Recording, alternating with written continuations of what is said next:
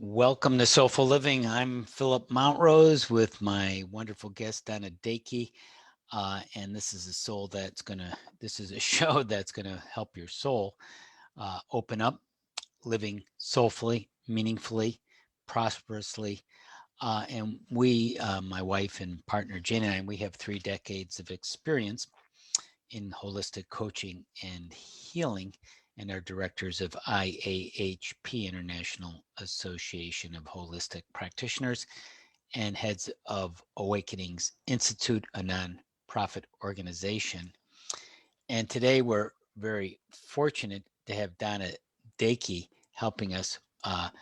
She's a holistic coach, heart-centered holistic coach, helping us with our passion and our purpose. And uh, Donna, welcome to the show. And just why don't you say hello and I'll introduce you. Hi. People wondering, hey, she's over there. Hey, I Donna. don't know if you can see me or not. I can see me, but yeah. Hi everybody, if you can see me. Yeah, that's great. Uh, So and happy. right. And Donna brings support to individuals for developing more personal resilience, a big focus of hers, which is a great one, to help people connect with their hearts and intuition, living life on purpose, which we're going to be talking about today, living your life with passion and purpose. And after traveling as a flight attendant, motherhood, and spa owner, the sum of all these parts provided a path for her to transition into a heart-based mind-body coaching approach and coaching business. And Donna happily guides others in her workshops and retreats toward the discovery of their own heart-inspired happiness. Uh, Welcome to Soulful Living, Donna Daacke. Hi, great to see you, Donna. Well, thank you. Thank you for having me and in such a nice introduction. I'll script it. Donna, how did you get from, in your life to this topic of living your life with passion and purpose? How did your journey take you there? I was thinking about this as you invited me to be your guest, and you know, I swear I could look back and every phase of my life was sort of grooming me to be here right now, not in this chair speaking to you, but really just doing the work that I'm doing. And if I can, I just would go back to really when I was 13 with the loss of a parent, and that loss sort of launched me into everything esoteric. And I was really, really curious about just about a lot of subjects that weren't common conversation. And then a bit later, I would travel as a flight attendant, and this Catholic girl, I grew up a Catholic girl, traveled the world and discovered that there's a really big world out there, and there's a lot of beliefs, and there's a lot of faiths, and there's a lot of different cultures. And so you're grooming without even really realizing it. And then, I happily became a mom and lived that life, and that sort of taught me all of these managerial skills and how to just sort of organize life and set me up for like doing my own thing really someday, on to then owning my own spa. And it was really when I started doing spa work, and I am an esthetician by trade. So I would touch people, in my work. It was just a really common thing. And Mm-hmm. and and in that work, I became really aware of something very cool happening. And I was really just relating to people on a whole nother level without even truly understanding myself at that point what was going on. And so I just really embraced that sensitivity, and that launched me into just really wanting to understand that and explore. And so you're just following the lead of the universe, really. And every experience that I ever had, any place I've ever lived, I truly can look back and see that it was grooming me to be in this place of passion and living my life truly on purpose. So that's how I got here. That's how you got here. And you're in York, Pennsylvania, for those York, people who want to know Pennsylvania. geographically where Donna's located. Um, yeah, and passion and purpose is so much important. It's funny if you say to people, what inspires you. It might be seem like a trick question or an unthought of question, and yet once you start to key in on that, people light up, people get motivated, people have a sense of direction, and then they want to figure it all out, which isn't really the way it works. Mhm. We're kind of taught, in school that everything should be outlined and knowing the beginning, middle, and end or something. Exactly. And it doesn't really work that way in life. You never get to the end, and even when you get to the end of this lifetime, from the way I understand it. So Right. your passion leads you forward, helps you reveal your purpose, and helps you take your next step. How have you found that idea of the passion and purpose helping you and the people you've helped? Well, I think when I've just been able to just really trust what feels joyful to me, what feels just Mhm. so natural, and living into that just just like I said, revealed my purpose. And it's funny because all my life I've been this kind of person. I've been the person that wants to help somebody, wants to fix it, wants to make it better, for somebody. So I was the one that people would call, or the friend that they would call. And so I've always kind of been that nature. But I think that I don't know, that just feels meaningful to me, and it feels right. And I could do it with a loss of time, and I could do it, for free, really. I mean, it's just Mhm. feels like I'm doing what I am passionate about, truly making a difference. But I like what you said a minute ago about, like, we think that it's linear, and we think that like we want order in it, and we want to know what's our purpose, and I think when we release the attachment to that needing to know, Mhm. it starts to just really reveal itself. And that's why I shared, like, all of those crazy things that I've done, because when you look at them, you think, well, how the heck would being a flight attendant have anything to do with where I'm at now, or us being a spa owner, or any of those things. But truly, they all did sort of play a role in getting me here, but I couldn't see it while I was there. It Right. wasn't until later that I was able to understand that. So, Right. So if someone's listening, watching this, they may not know what their passion is or how to follow that. What interests them, where will it take them, and what would you say to that person, like saying, I'm not sure, I kind of am interested in these things, I'm not really sure what to do, well, where where to do you go? start, right? How do I even start exploring that?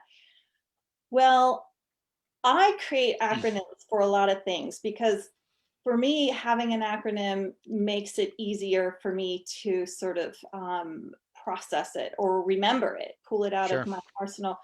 And so I have three acronyms that I'll probably share as we go throughout this conversation. But the first one is really creating peace in your world. So you have to think about bringing, you know, I guess, coming out of human doing mode into more of a human being mode. So you have to be able to cultivate an environment that allows you to have a level of awareness so that you can be in touch with what that passion is.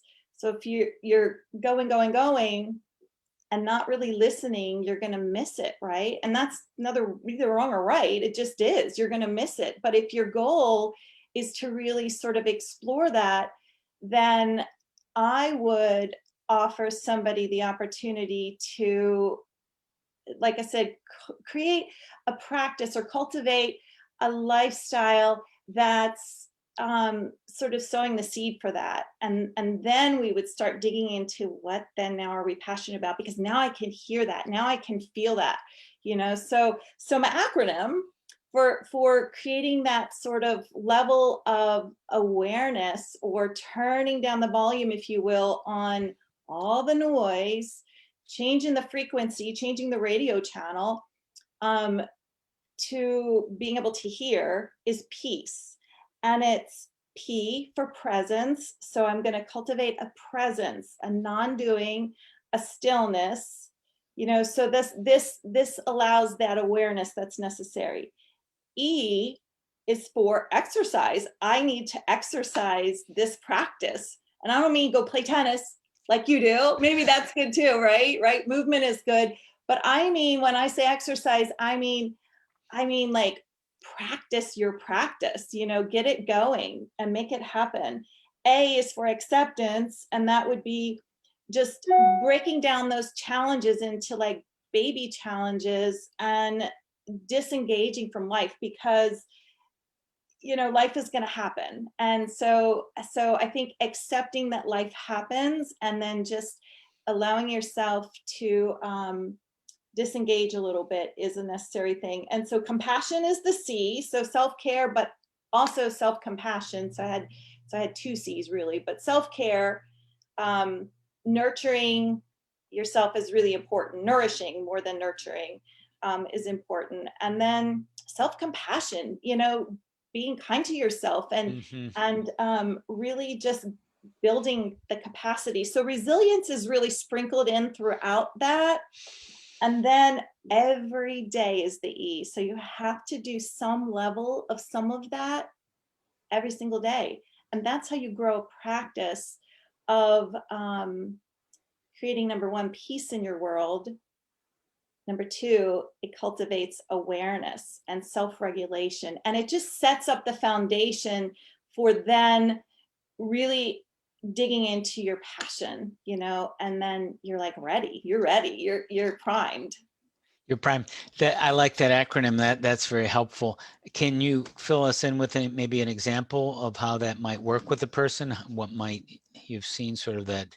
Oh, well, that works with just about anybody. It really, really does. And this acronym is super generic in that it doesn't have to even apply in your passion, or in discovering your passion and your purpose.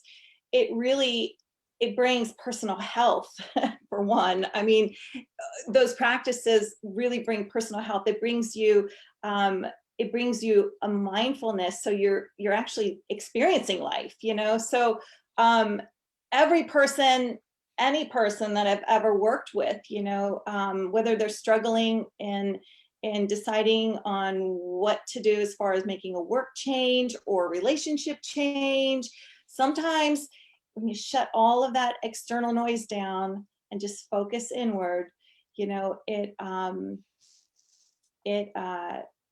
really just allows you the clarity.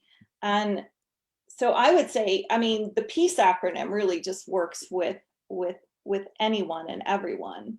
Yeah, so it would be very broadly applicable. Do you want to share Yeah. a story of someone that you worked with? Oh God. Well, all right. So yeah, I'll share a story. This was actually when we were exploring her passion and her purpose. She was working as an office manager, actually, and she was really loved baking. Baking was her passion, so we were talking a lot about like how we take what we're passionate about, combining it with your expertise or your knowledge, and then how that becomes useful. So that's sort of the loose translation of Dharma, and English translation. And so it's taking your expertise, or that passion expertise, and how now do I make that useful? And when you can do that, it's amazing. But so she was paying her bills, right, as an office manager, but she really loved baking, and she was amazingly creative with her baking. I mean, she made beautiful cakes. She made them for family birthdays and this and that. But she was nurturing that passion, but was so busy in doing mode with her work and her family and stuff that she couldn't really direct the focus onto acquiring the expertise or the skill set to then take it to the next level. And so we did exactly this. We started cultivating an environment, teaching her, sharing with her tools for cultivating an environment that would be more a guidance system for her, trusting her natural intuition. I call it your GPS, you know. So we would do things that would allow her to really be receptive to listening to her own sense of knowing. Um, and but but then in doing that, you're, like I said, you're creating this other environment that's part of the awareness factor. You know, when I can turn down the volume, I can be aware and I can listen to that sense of knowing. So we worked on that. And I always like to work on that really first, because and then you sprinkle in some of the passion and the purpose aspect. But I think until you turn down that volume so that you can turn up the intuitive sense, you don't really know how to be guided. And you're self-guiding. I'm guiding you into knowing how to be self-guided, right? And so then she really started to realize that even though I'm baking these amazing things and taking them in as treats at work and whatever, I am going to acquire the skills that allow me to open my own bakery. And so she started, you know, we created a schedule for really just carving out goals and actions toward gaining the skills that she needed. Long story short, she then applied her passion and her skills to serving these amazing handcrafted baked items for a living. You know what I mean? So she turned it in. Her usefulness really became pleasing people with these amazing gifts of her creation. You know, so I don't know. That's one that just really stuck out to me because, you know, it takes really giving attention to your intention. Hmm. And if you don't do that, then we sort of get lost along the way. And she just sort of went from beginning to end. And Yeah, it sounded like with your guidance, she kept following the next steps and she really enjoyed it. Like, how do you make something more of it, more than it's something I enjoy doing, yeah, into because I a can have a life? passion, right? I can have the passion without really the skill set. And not everything that we do, our dharmas aren't always going to be Hmm. something we make a living doing. Right. It might be more on the side, but it really is what we're here to do, maybe. Right. But there always is a usefulness, or how do I serve humanity in the end? So in some cases, your job might be sort of funding your passion and your purpose in some cases. Yeah, it's just kind of digging in, yeah, and exploring. Well, my husband, there's another example really of that one, because he has such a passion for aviation, and he always has. As a little boy, he always knew he wanted to be an airline pilot. And then Right. um so he grew up and he became a professional, you know, airline pilot with Southwest, and that pays the bills and that provides a really nice life. But he took that passion, so that was cool, and he loves what he does, but he took that passion of aviation a little step further, and he's been forever, really, it's a very passionate project, restoring a 1929 open cockpit biplane. But so his passion for aviation didn't just stop with being a pilot. That was the practical sort of means. But it he wanted to build this airplane because he has such a passion for old aviation, really.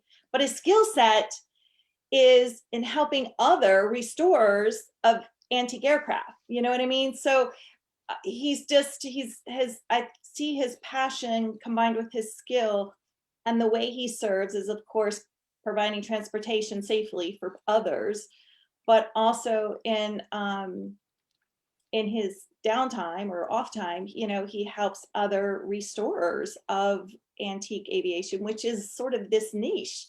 And so I don't know. So that recipe really is a good equation for a joyful life, I think. The peace recipe.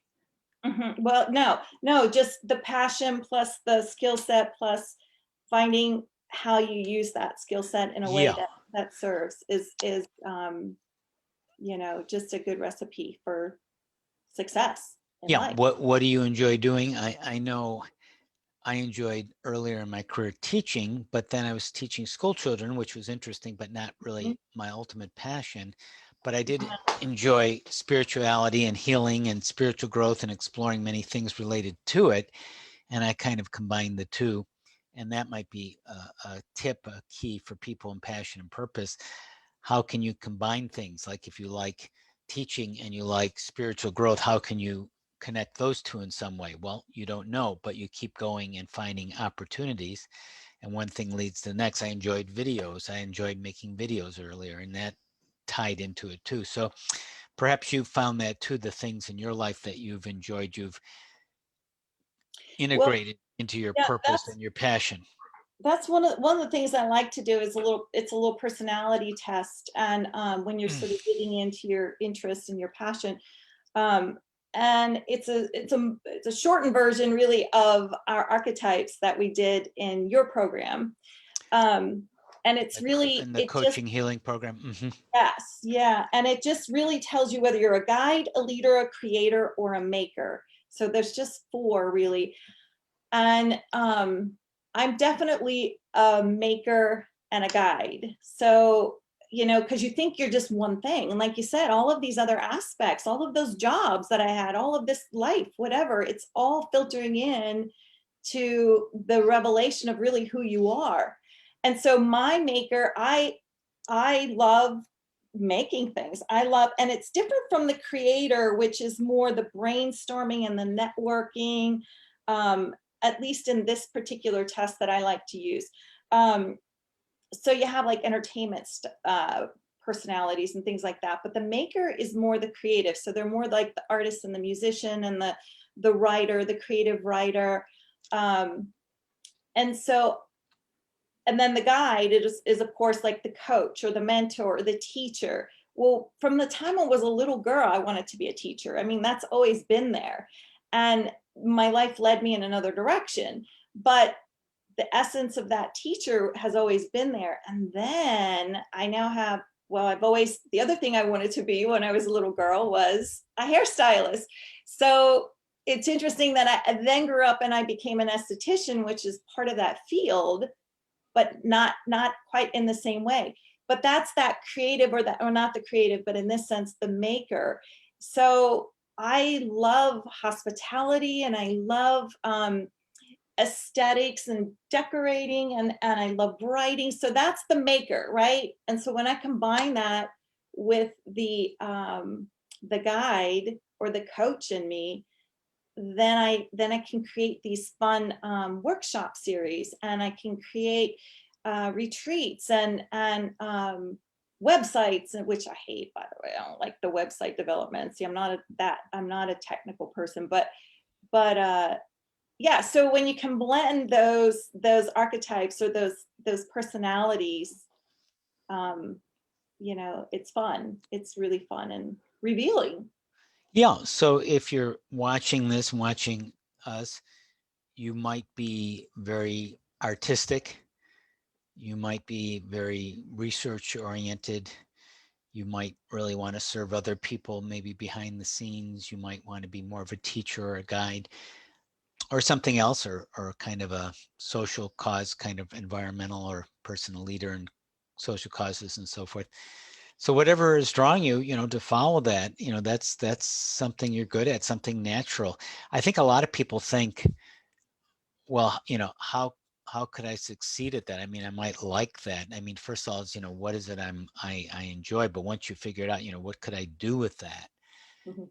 And I think a lot of the mental censoring, stops people from going forward. I mean, if you just free flow and go from step to step, haven't you found that it's a lot easier to just follow the next step than having to try to figure out, how can I be a creative artist and make a living at it, or where will this take me?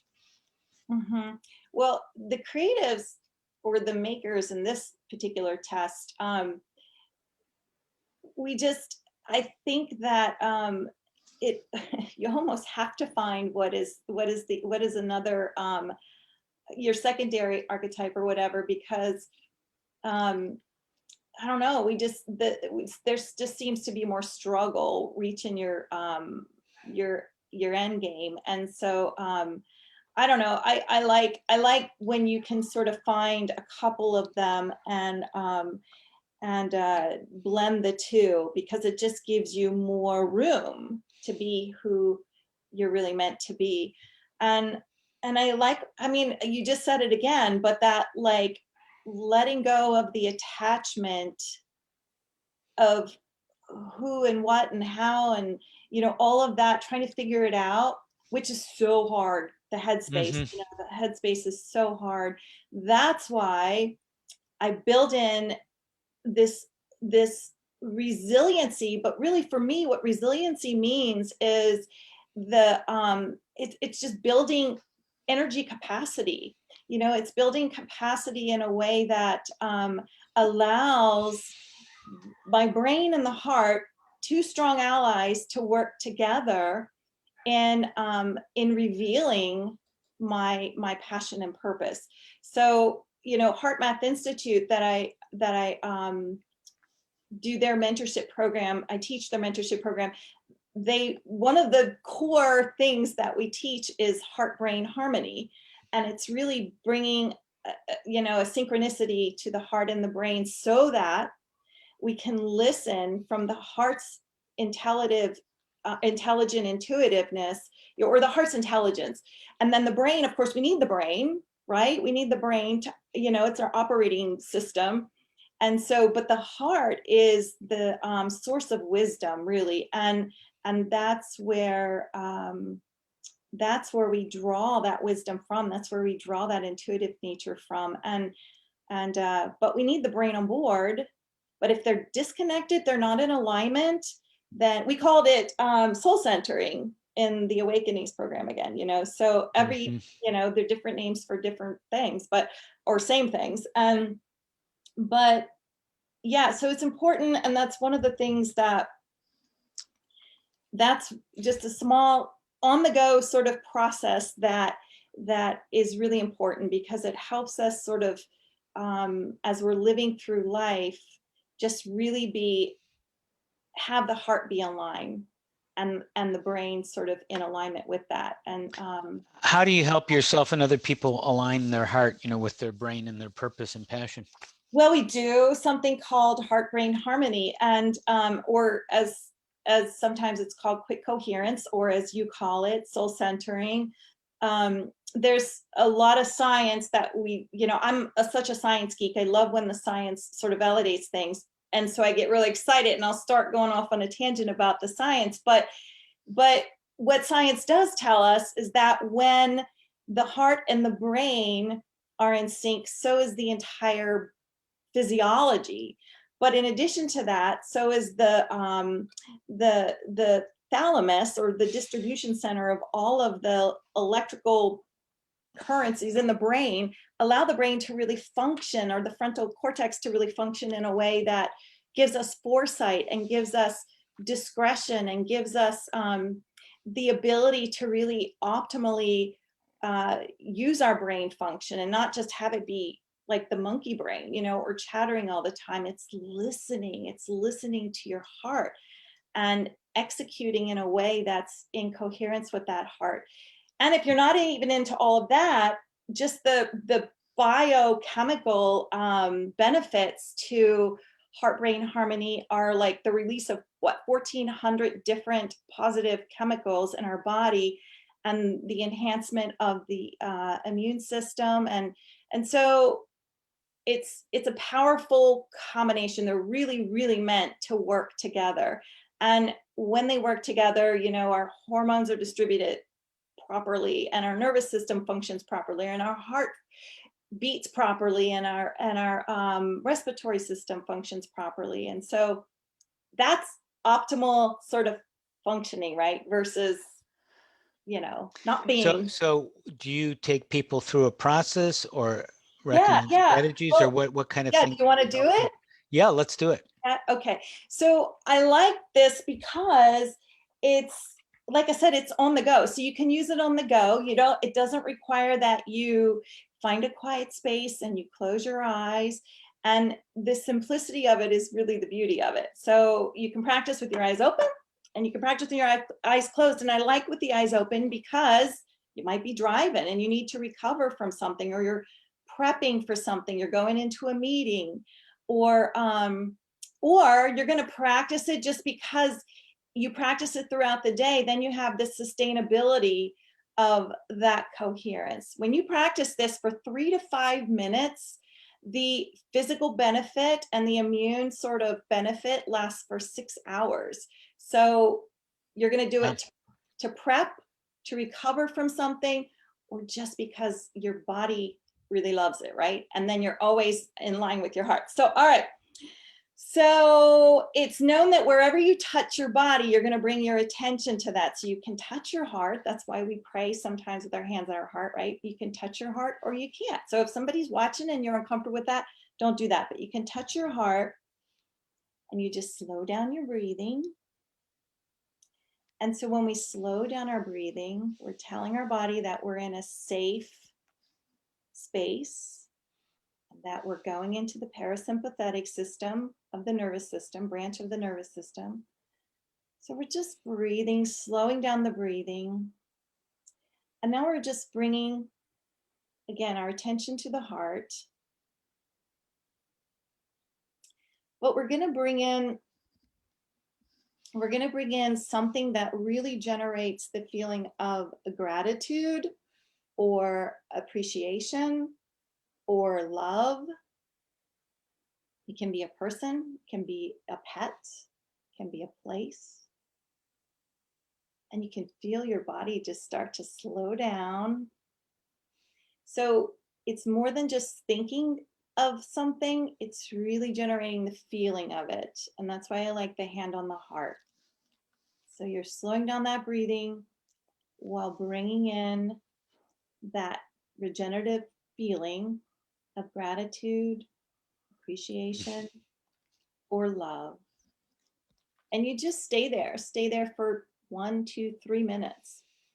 And when you're there, you're really tapping into that creative self, that intuitive self, and you're flooding your body with just so much physical benefit. So I like to encourage people to, like, you get up in the morning, you're making your coffee. I always kid, but we're all going to use the bathroom, right, when we get up. So you sit there for 3 minutes and you allow yourself that opportunity, or you just before you hop out of bed, you allow yourself that opportunity to bring the heart and the brain into a heart-brain coherent state.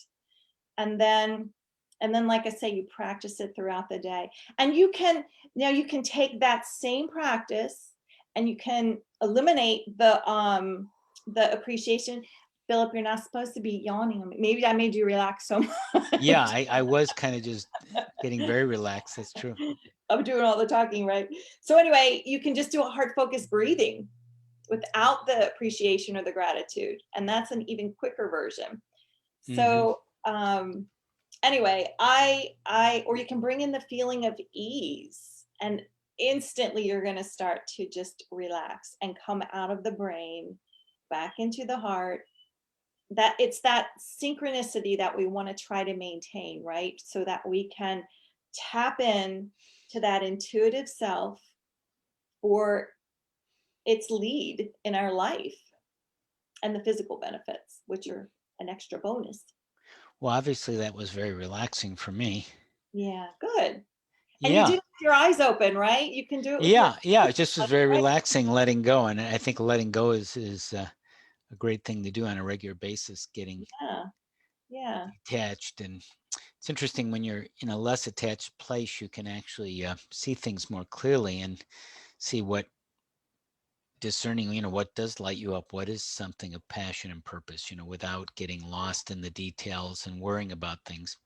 yeah. Well, and why is that? Right? Why is that? It's because we're tapping into that intelligent heart, which is, I believe, the Right. seat of the soul, right? It's our it's interesting. I mean, we start out as a ball of cells, and science still doesn't know what initiates that electrical charge, or at what point, for what reason it starts to pump, or starts to beat.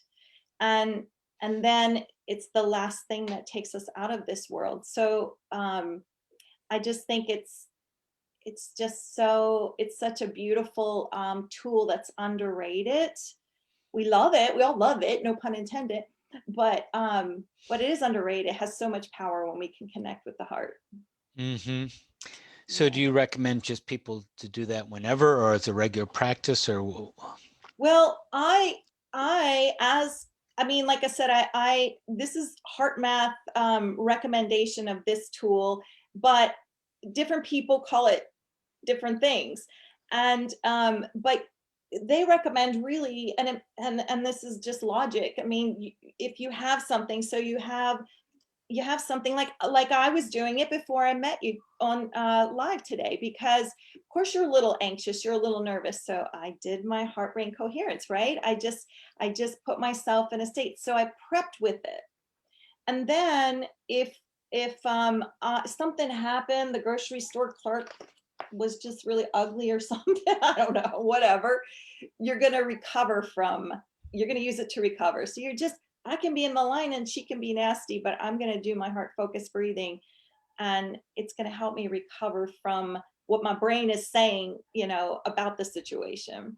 And then I'm just Right, going to practice it throughout the day. And that's what I said, like in the morning, you find strategic ways to sort of throw it in. You're at the light rather in your car, and you just you throw in a little heart brain coherence, because because the goal with it is to be in sync with the heart and the brain, have the brain and the heart be in sync, so that you are always living from hmm, that intelligence, of the heart. But it's also building that capacity for resilience. I have a tool, a super simple on the go tool for building this energy. Things drain us in life is going to happen. We're not always in right, positive state of mind or whatever. But now we have a choice, right? We have a choice. I can choose to stay in that sort of negative space, or I can utilize a tool, and this is just one tool. I can utilize a tool to come out of that space, because I now know that my health, if just for the health sake, right? I think that's exciting. I mean, like I said, it's sustainable for 6 hours.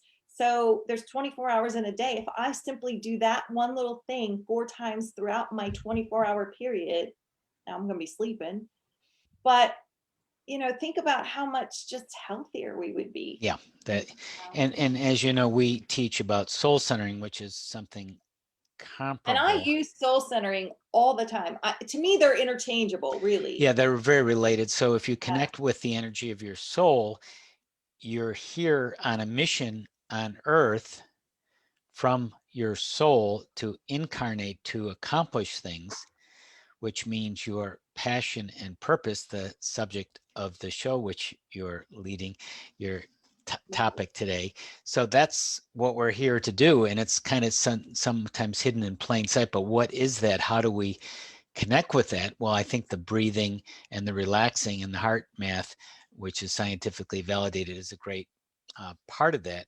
And Mhm. then you're clear about, hey, what is it that I want to do? And part of it is recovering. The resilience, like I think, is a big piece. I noticed with Jane, my partner, she's very good at recovering. Something might throw her off. She might get angry at me or something, and she's very quick to let it go. I mean, she doesn't hold on to it, Yeah. and you But can get there's a really level of offset by awareness, that. What's right? that? There's a level of awareness with that. Like if I'm not practicing awareness, I can't recover quickly, because I'm not even aware that I'm in such a state, because I'm Good just point. such a natural state to me, that so that's part of that awareness I'm talking about. It's the A in the peace word. It's really yeah. Acceptance. Well, actually, I What's think the I thought it was A. I'm A going is back. acceptance. You're right. So awareness is actually presence. So I should just send it to you. It's presence, exercise, acceptance, compassion, and every day. So the first one is presence, and that's really that awareness. It's being present and aware enough to know that I'm angry. I feel it, and then like you said, Jane and I'm actually, that's one thing that if I haven't learned anything else, it's really how to recover Yeah. and not let that stuff control. Resilience. Yeah. We learn what we want to teach, which you're doing well. That's great. Yeah. So because if you have a passion and purpose, things will throw you off. You'll get detoured. You'll get, into something which, is something you're here to heal, because it's also healing and growing too. So you Yeah, can be your best to live your passion and purpose, right? right, right, right. So again, dharma translated, which is just a Sanskrit word, translated is, as closely translated as we can get in English, is really, it's a simple recipe: passion plus my skill or my knowledge, my expertise of that passion, and then my usefulness of those two things. And when we can do that, we're not just serving ourselves, but we're really serving all of humanity, because we're truly all in this together, right? It's not just about us. Sometimes we think it is, but it's not. So what I do impacts you, and what you do impacts me. And especially in the state of the world right now, it's that social and global aspect of things is really important, and so again, we're talking about resiliency in that way too, and how I Right. impact the whole. Yeah. So the purpose is your passion and purpose is interesting things larger than self goals to help other people.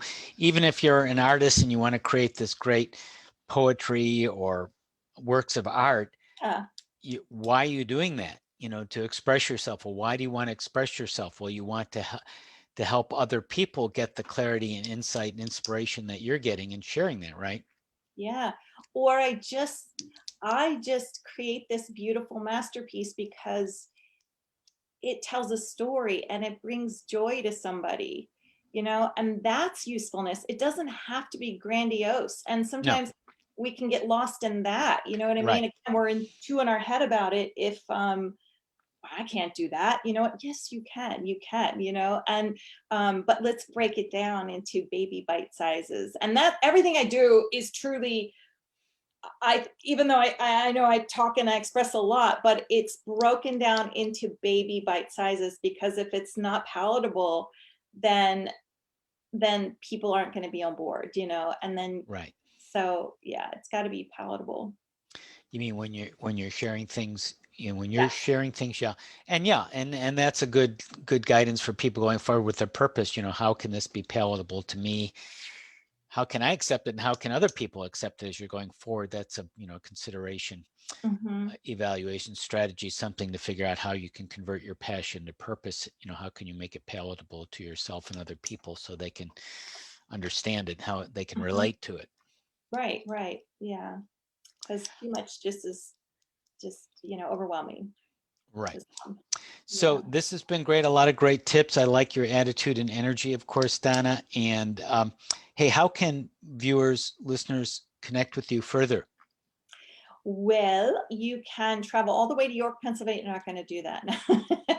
No, you can go to my website at mindfullyconnected.org and reach out. Mindfullyconnected.org. Mhm. Yeah, I'll put that in the box here, the notes, mindfullyconnected.org. That's a good website name. That's Yeah. okay, good. And then And they that'll can have just all my contact information is on there, and a little bit more about just who I am and what I do.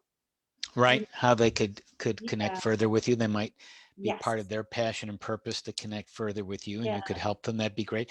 Anything, hey, you want to add on passion and purpose going before we leave today? Oh, golly. Well, I made some notes. Well, I really like, okay, so a takeaway would be just you're finding your passion, or digging into your passion will reveal your purpose. And Mm-hmm. like I said, I always, like you, I can remember being that person, and at times I still am, but that person that says, what is my purpose? What is my purpose in this life? And and then I don't know, at one point in life, it just came to me that I have to live on purpose. Then my purpose will reveal itself. So live on purpose, live passionately, dig into those passions, and then that purpose will reveal itself. Well said. A moment-to-moment affair here with Donna Daacke on living your life with passion and purpose at mindfullyconnected.org. Donna Daacke. Yeah. Yeah, that's great. So Thank thanks you, Philip. for sharing, Donna. And this was Soulful Thank Living. you. Phillip Mountrose here with living your life with passion and purpose. Donna Daacke. That's our tip, our strategy for you to use this week. You can find more about us, my wife and Jane Mountrose and myself, and our Awakenings Institute nonprofit organization at gettingthru.org/holistic. And we value your support. Please share this program if you like it with other people. Tuition for our courses and other purchases support our mission of helping to create a more loving world. And you can share the message of love with those people around you. Thanks, Donna. Have a Thank wonderful you, week. Philip. Take care. All the best to Jane. You bet.